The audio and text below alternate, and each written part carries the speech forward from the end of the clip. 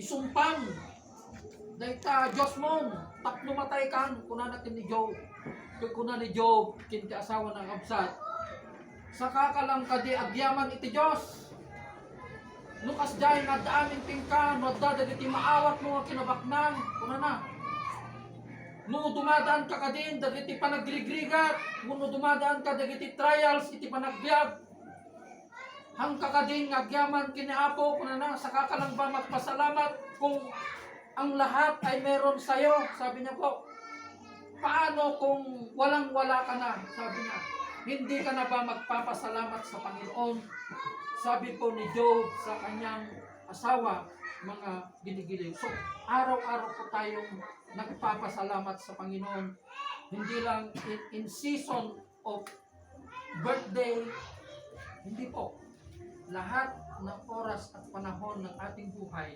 magpasalamat po tayo sa ating Panginoon. No? At yung pangalawa ay anyaya iti gusto nga panagdaydayaw kapsat nya dahito nga istorya ko napasamak iti Biblia no nga dahito na Hesus Kristo tugtugaw iti maysa nga bubon nya di nga bubon kunapan nagsakdo iti maysa nga babae nga managbasol kuna tayo apay nga managbasol dahito nga babae kapsat ngamin naging liman asawa na dahito pekat katwa na hanapay kanong asawa so balin din so kaya nasa una pintas siguro dahito ganap ta dahito nga babae kapsat nagpintas tiron na dahito nga babae na napannagsakdo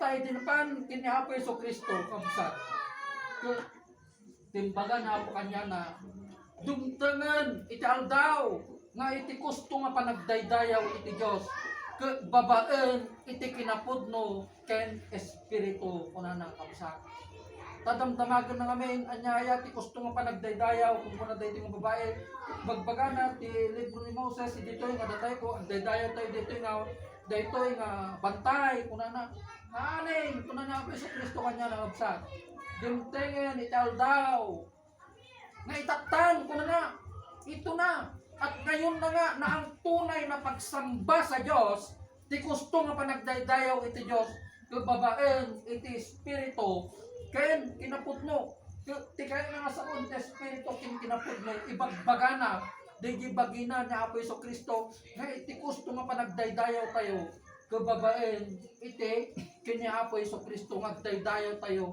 ken kuana kapsat amoy tirol na dayto nga babae kapsat hanganapan na Apo Hesus Kristo toy tapno pilin na dagjayin mangibagbaga nga isulat at nalunted ang napan dito tapno pilin na dagjay hindi ako pumunta dito para sa mga matutuwid kuna na hana napan dito tapno mapanak ka dagay nalunted kuna na napanak ditoy para kadagiti managbasbasol kuna na kapsat napanak dito tapno pilyek dagay managbasbasol kuna na kapsat kadayto nga babae kapsat no kadayto nga babae nya iso tumo na nga nang ipakaammo iti pagka-Diyos niya po Hesus Kristo kapsat iso timo na nga nagbalik nga bastos iso na tinang ipoksikaw kapsat nadimtengan iti anak ti Diyos babaen kita po Hesus Kristo.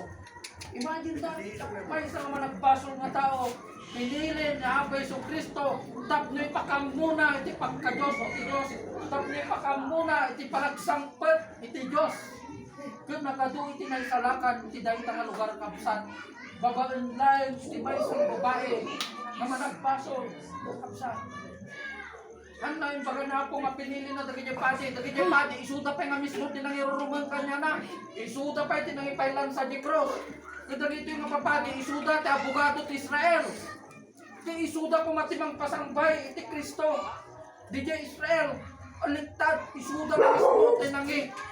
Nangipuksaw nga may lansa na Apo Hesus Kristo, isuda tinang ipapatay ti Apo Hesus Kristo, dagito yung mapapadi kapsat, dagito yung abogado ti Israel.